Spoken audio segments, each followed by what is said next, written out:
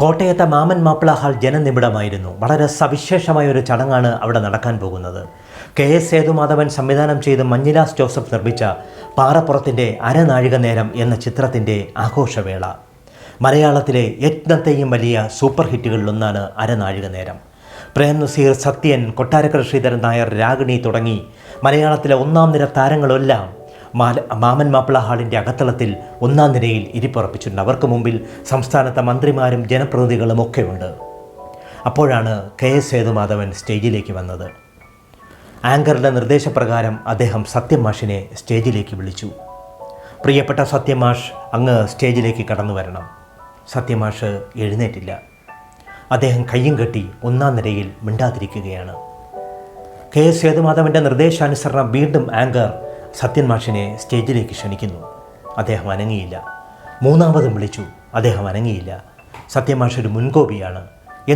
എങ്ങനെയാണ് അദ്ദേഹം പ്രതികരിക്കുന്നതെന്ന് പെട്ടെന്ന് അറിയാൻ കഴിയുകയില്ല. എന്താണ് സംഭവിക്കുന്നത്? KS സേതുമാധവൻ വിഷണ്ണനായി നിൽക്കുമ്പോൾ ചലച്ചിത്ര നിർമ്മാതാവായ MO ജോസഫ്, മഞ്ഞിലാസ് ജോസഫ് സത്യം മാഷിൻ്റെ അടുത്തെത്തി അദ്ദേഹത്തോട് പറഞ്ഞു, അങ്ങ് സ്റ്റേജിലേക്ക് കടന്നു വരണം എന്ന്. പെട്ടെന്ന് അദ്ദേഹം ചൂടായി. അത് അദ്ദേഹത്തിൻ്റെ സവിശേഷമായ സ്വഭാവം തന്നെയായിരുന്നു. നിങ്ങൾ കൊട്ടാരക്കര ശ്രീധരൻ നായരെ വിളിക്കൂ എന്നാണ് അദ്ദേഹം ആവശ്യപ്പെട്ടത്. രണ്ടാമത്തെയോ മൂന്നാമത്തെയോ നിരയിൽ അരനാഴിക നേരത്തിലെ കൊട്ടാരക്കര ശ്രീധരൻ നായർ രോഗാതുരനായി വിഷമിച്ച് അങ്ങനെ ഇരിക്കുകയാണ്. അദ്ദേഹത്തിൻ്റെ ശരീരത്തിന് വല്ലാത്ത ക്ലേശമുണ്ട്. അദ്ദേഹത്തെ രണ്ടുപേർ ചേർന്ന് പിടിച്ച് മുന്നിലേക്ക് കൊണ്ടുവരുന്നു. സത്യം മാഷിൻ്റെ മുമ്പിൽ ഒന്നാം നിരയിലെത്തിയ കൊട്ടാരക്കര ശ്രീധരൻ നായർ തികച്ചും അപ്രതീക്ഷിതമായ ഒരു കൃത്യം ചെയ്തു. അദ്ദേഹം സത്യമാഷിൻ്റെ കാൽക്കൽ തൊട്ട് വന്ദിച്ചു. സത്യമാഷിന് വീണ്ടും ദേഷ്യം വന്നു.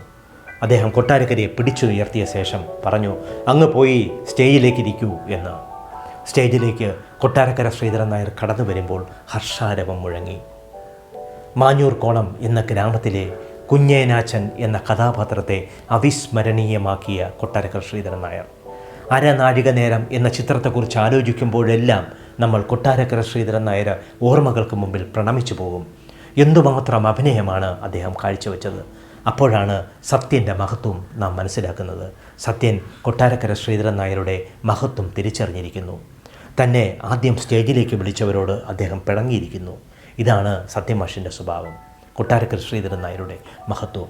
എല്ലാ പ്രിയപ്പെട്ട പ്രേക്ഷകർക്കും തിരക്കഥ രീതിശാസ്ത്രത്തിൻ്റെ പുതിയ എപ്പിസോഡിലേക്ക് സ്വാഗതം. ഇന്ന് ചർച്ച ചെയ്യുന്നത് KS സേതുമാധവൻ മഞ്ഞിലാസ് ടീമിൻ്റെ പാറപ്പുറത്തിൻ്റെ അരനാഴിക നേരം എന്ന ചിത്രത്തിൻ്റെ തിരക്കഥയുടെ കഥയാണ്.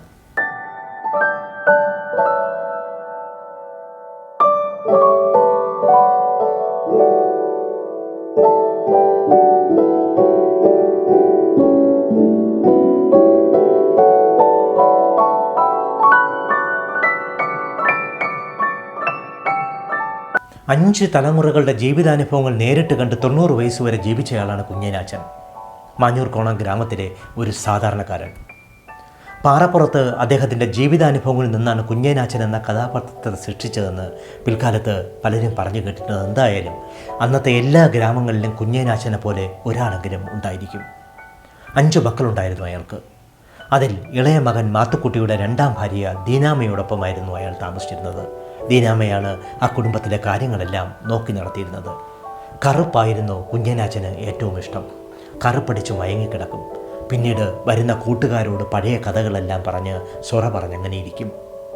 ഒരു ദിവസം അയാൾക്ക് കറുപ്പ് സ്ഥിരമായി കൊണ്ടുവന്നിരുന്ന കുറുപ്പച്ചനുമായി ദീനാമയ്ക്ക് ബന്ധമുണ്ടെന്ന് അയാൾ കാണുകയാണ്. പിന്നെ കുറുപ്പച്ചൻ വൈകിയില്ല. കുറുപ്പച്ചൻ ക്രൂരമായ ഒരു കൃത്യത്തിലേർപ്പെടുന്നു. കറുപ്പിൽ വിഷം ചേർത്ത് അയാൾക്ക് കൊടുക്കുന്നു. അയാൾ മരിക്കുന്നു. കുഞ്ഞേനാച്ചൻ്റെ ജീവിതം അതോടെ അങ്ങനെ അസ്തമിക്കുകയാണ്. വിഷമിച്ചു പോയ ദീനാമയും സ്വയം ഹത്യ ചെയ്യുന്നു.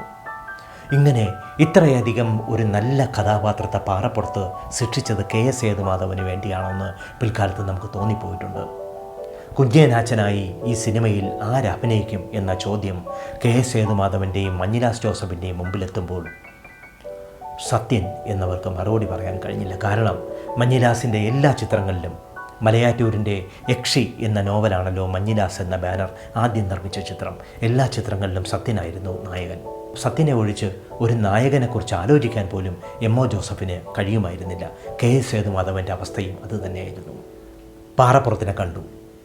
കുഞ്ഞനാച്ചനായി ആരെ അഭിനയിപ്പിക്കണം എന്ന ചോദ്യത്തിന് പാറപ്പുറത്തിൻ്റെ പെട്ടെന്നുള്ള മറുപടി സത്യൻ വേണ്ട, കൊട്ടാരക്കര ശ്രീധരൻ നായർ മതി എന്നായിരുന്നു.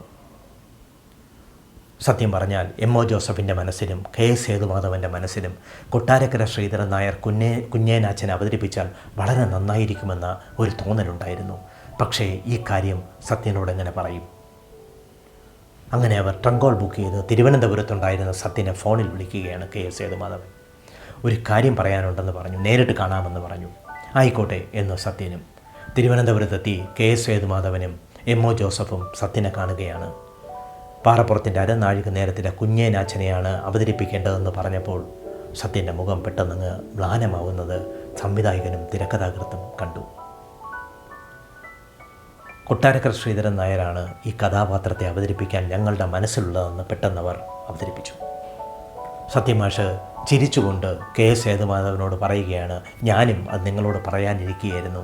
ഈ കഥാപാത്രം ഏതായാലും കൊട്ടാരക്കര ശ്രീധരൻ നായർ അവതരിപ്പിച്ചാൽ മതിയെന്ന്.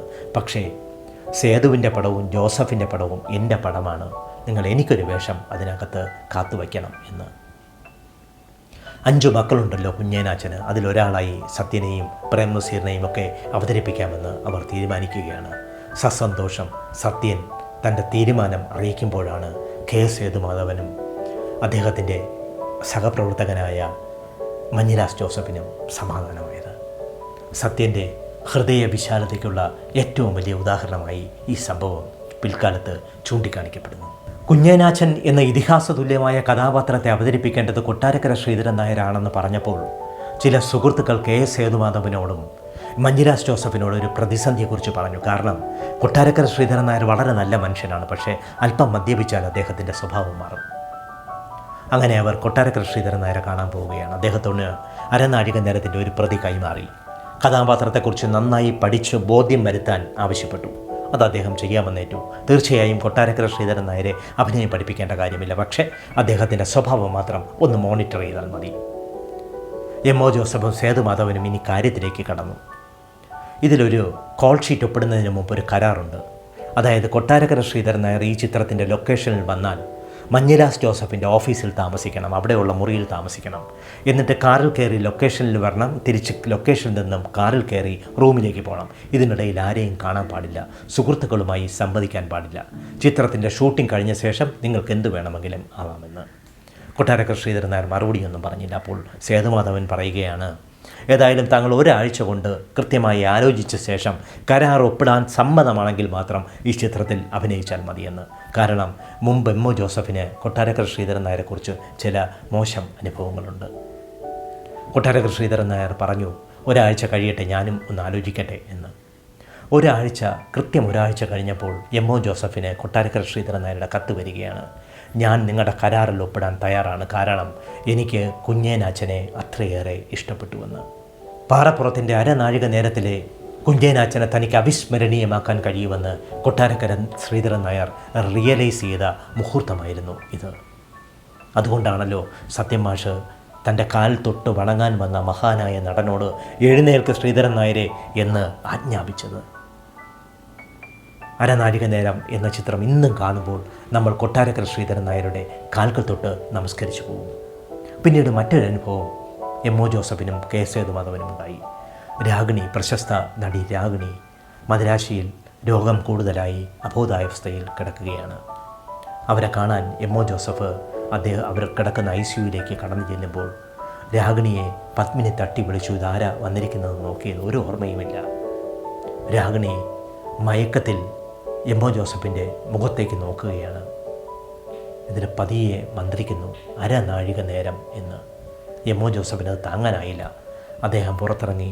ഏതാനും നിമിഷങ്ങൾക്ക് ശേഷം രാഗിണി മരിച്ചു. അരനാഴിക നേരം എന്ന ചിത്രം അതിലെ താരങ്ങൾക്ക് മാത്രമല്ല മലയാളികളുടെ എല്ലാം മനസ്സിൽ ഇന്നും അവിസ്മരണീയമായി നിലനിൽക്കാൻ കാരണം ആ ചിത്രത്തിൻ്റെ കഥാപാത്രങ്ങൾക്ക് മിഴിവേകിയ പാറപ്പുറത്തിൻ്റെ പാത്രസൃഷ്ടിയും അതിനെ അതേപടി സിനിമയാക്കിയ, അതേ ആഴത്തിൽ സിനിമയാക്കിയ കെ എസ് സേതുമാധവൻ്റെ സംവിധാന മികവും തന്നെയാണ്. അതിനെല്ലാ സപ്പോർട്ട് നൽകിയ മഞ്ഞിലാസ് ജോസഫ് എന്ന മഹാനായ നിർമ്മാതാവിൻ്റെ പിന്തുണയും കൂടിയാണ്. തിരക്കഥയുടെ രീതിശാസ്ത്രത്തിൻ്റെ എപ്പിസോഡ് കണ്ടുകൊണ്ടിരുന്ന എല്ലാ പ്രിയപ്പെട്ട പ്രേക്ഷകർക്കും നന്ദി. അടുത്ത ലക്കം കാണുന്നതുവരെ നമസ്കാരം.